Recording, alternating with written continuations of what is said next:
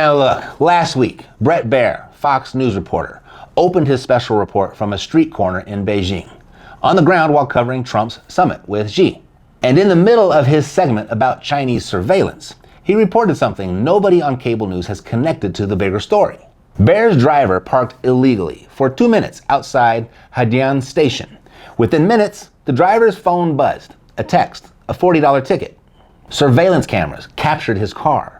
The system found the driver. The ticket showed up before he even got back behind the wheel.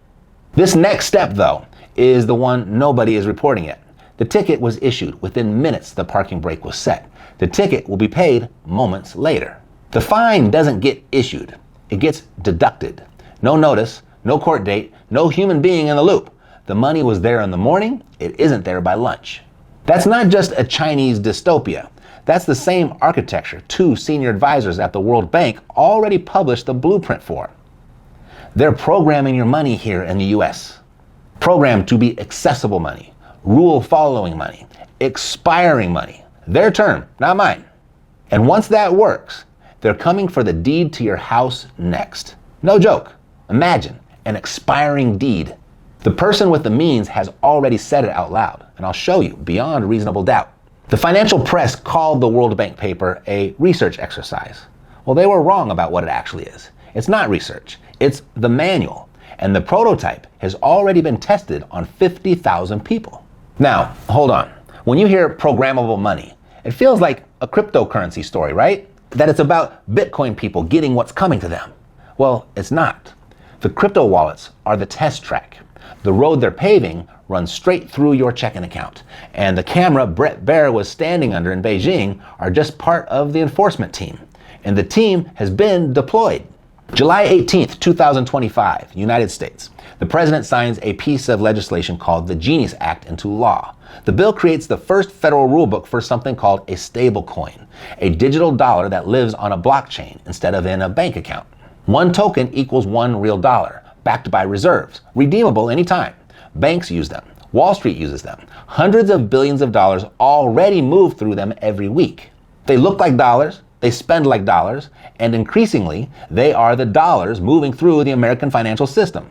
Here's the part nobody on cable news read. Buried in Section 4A is a requirement that every stablecoin issuer in this country must possess the technical capability to seize, freeze, or burn those digital dollars on a court order. And the freeze button is already in use. Tether, the biggest stablecoin issuer on earth, bigger than most American banks, has frozen $4.2 billion in tokens to date. Circle, the second biggest, froze 16 unrelated businesses last month on a sealed civil case nobody was allowed to read. Seizing is programmed. Freezing is programmed. Burning is programmed. Expiring is next. And if you're up to date on this story, you may be thinking, Matt, didn't Trump ban the digital dollar last January, like last year January? Aren't we supposed to be safe from all of this? That is exactly the first question we have to answer, because the timeline doesn't add up to safe.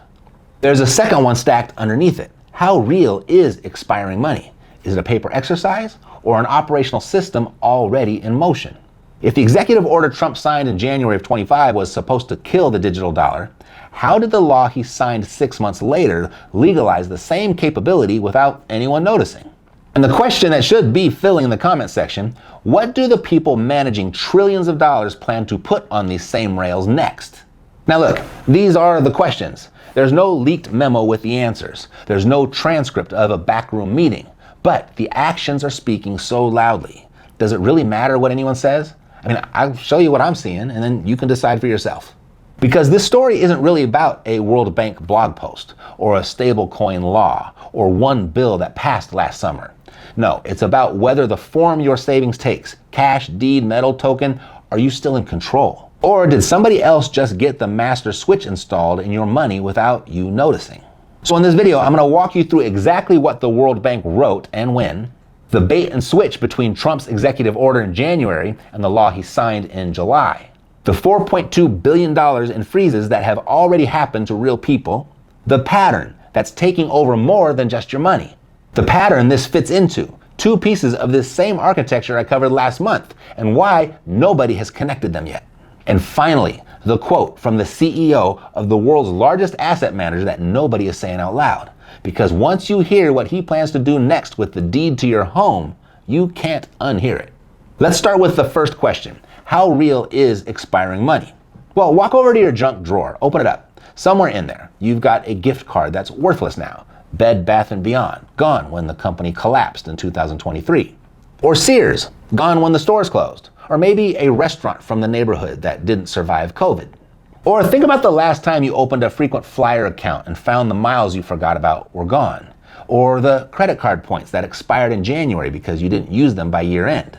The stores didn't refund you, the airline didn't refund you, the card company didn't apologize, the points were there, and then they weren't.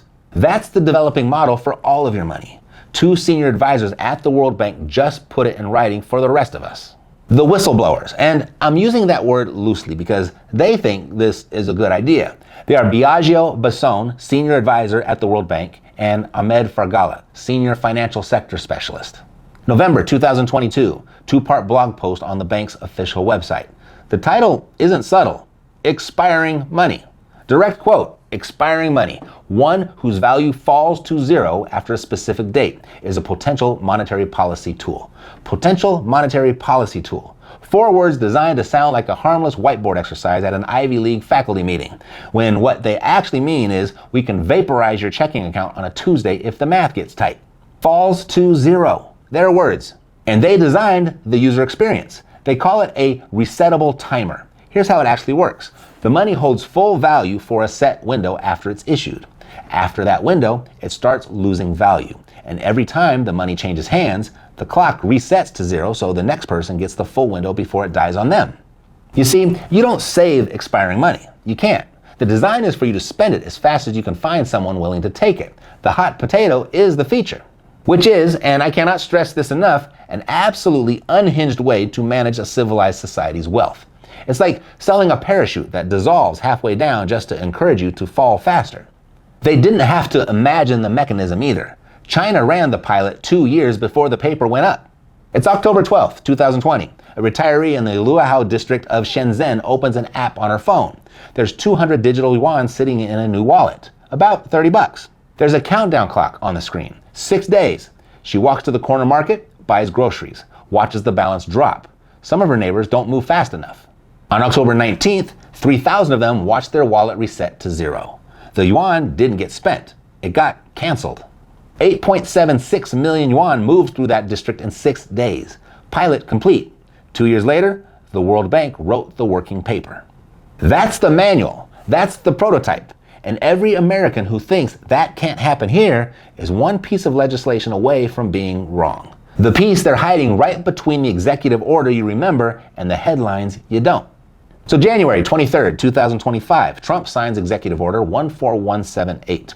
The order prohibits any federal agency from undertaking, direct quote, any action to establish, issue, or promote a central bank digital currency. Done. Buried. Headlines for 2 days. Then cable news moved on. You went back to your morning coffee feeling pretty good about American common sense.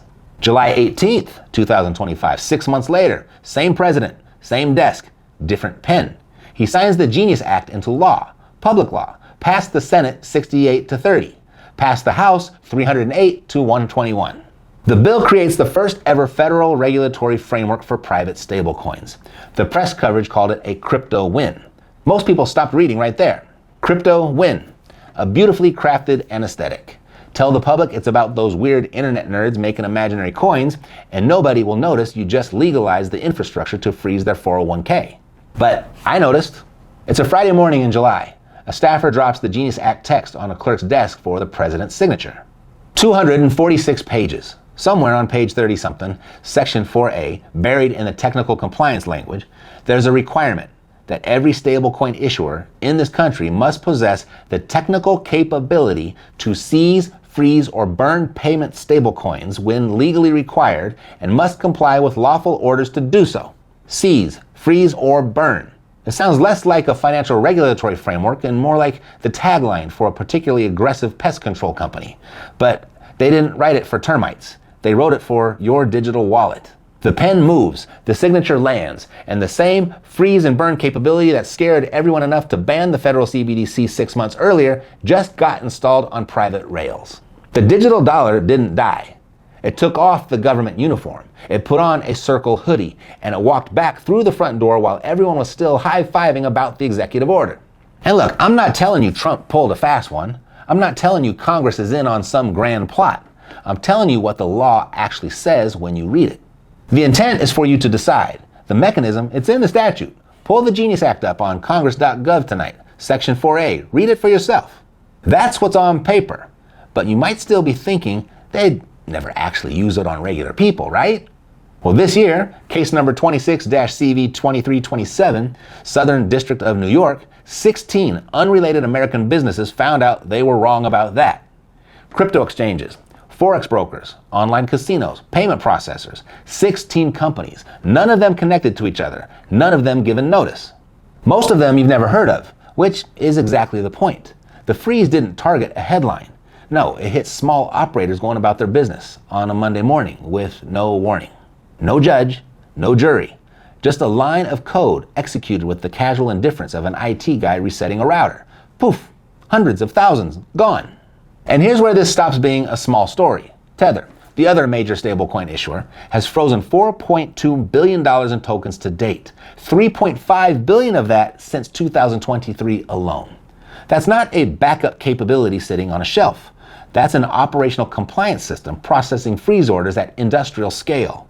The Department of Justice, FBI, and Secret Service have submitted hundreds of requests. Tether's compliance team is bigger than most credit unions in America. And here's the part I keep waiting for somebody else to ask.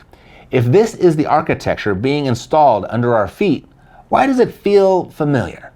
Because we've already watched 2 pieces of it get bolted in. Remember the federal kill switch? I covered it a few weeks back. Mandatory in every new car off the lot starting 2027.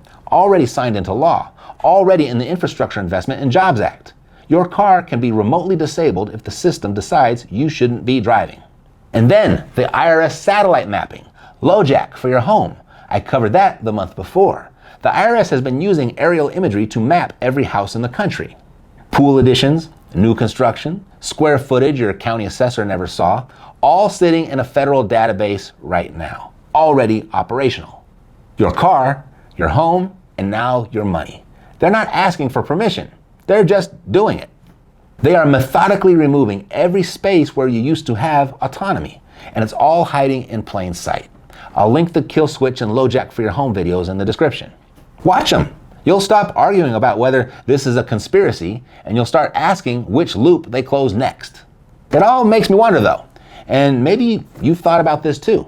If this is the direction, why aren't the big money managers screaming about it?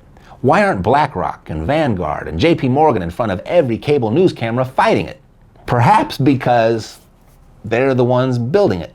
April 2025, Larry Fink, CEO of BlackRock, publishes his annual chairman's letter to shareholders. BlackRock manages $14 trillion, bigger than the GDP of every country on earth except China and the United States. Fink's letter is read by every institutional money manager on the planet within 48 hours. Page 2 of that letter, direct quote, every stock, every bond, every fund, every asset can be tokenized. If they are, it will revolutionize investing. Revolutionize investing. A fun little corporate rebrand for turning every physical thing you own into a permission slip that we control the servers for. Every asset. Fink isn't speculating. BlackRock already operates the world's largest tokenized money market fund. It's called BUIDL, real product, billions in assets, live since 2024. The rails are being poured right now under BlackRock's existing fund structure, with the SEC watching and approving as they go. And here's the quote that I want you to text to your spouse before you finish this video. 2 weeks after the April letter, Fink goes on CNBC, Squawk Box, broadcast on national television. The host asks him to explain what a token actually is, and Fink answers, direct quote, much like a digital deed. A digital deed. The CEO of the largest asset manager on earth, $14 trillion under management, just compared his programmable token architecture to the deed sitting in your filing cabinet. The piece of paper with wet ink and a county recorder stamp that says the house belongs to you. He didn't say it once and walk it back. He said it at Davos. He said it in op-eds. The roadmap is public. And here's why that matters. The exact same legal framework, the Genius Act, that put seize, freeze, and burn into private stablecoins is the same framework BlackRock plans to ride into tokenized stocks, tokenized bonds, tokenized real estate. Same fine print, same court orders, same sealed civil cases, same gift card logic, just stamped on bigger and bigger assets, climbing all the way up the ladder toward the document with your name on it at the county. I say toward because that document, the wet ink original, doesn't move on a smart contract call. Not yet. It still moves through a courthouse.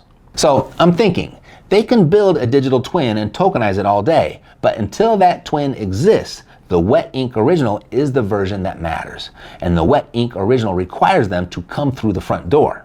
Which means there's a window. While the digitization is still being built, collect as many wet ink deeds as you can. The wealthy, they're not waiting. Neither should you. But if the architecture they're pouring is working its way up to the deed, what's actually freeze-proof, expire-proof? Where do you put money they can't put a timer on? Well, I mean, let's be honest. Is there anything left other than real estate, for now, precious metals and collectibles? Now, here's where I should slow down, because the sky, it isn't falling tomorrow. Your dollars, they're not going to vanish on Friday. But the rails your money is riding are being engineered and switched while you sleep. And the people who know it are already moving, quietly, without making a sound about it. So, what do you do? Well, there's two paths, really. Path A is drift. Keep 100% of your liquid net worth in cash. Trust that the freeze provisions in the Genius Act never get used on you personally. Trust that BlackRock's tokenization roadmap never reaches your specific bank account. Find out about each new rail upgrade the day your card declines. Or Path B. This is active defense. Move 20, 30, 40% of liquid net worth off the rails this quarter. Like real estate they have to fight for in court, or metals they have to physically take. You know, I've never been a gold bug, but it's making more and more sense. And my buddy, who's gone full baseball cards right now, doesn't appear so crazy. I mean, he's still a little crazy, but I don't know, maybe crazy like a fox? Look, the size of your move and the speed of it, that's your call, that's up to you. It's a guess for all of us as to when the shit hits the fan. We don't know how soon this train is hitting the station, but we do know it's on the tracks. And that's why I pulled this video out here for you to watch next. If you're thinking of stacking a few more gold coins like I am, you'll want to watch this first before you do. The gold business can be a shady business, full of traps. So this will help you navigate them with a little more confidence. Thanks for watching. God loves you, and so do I. Take care.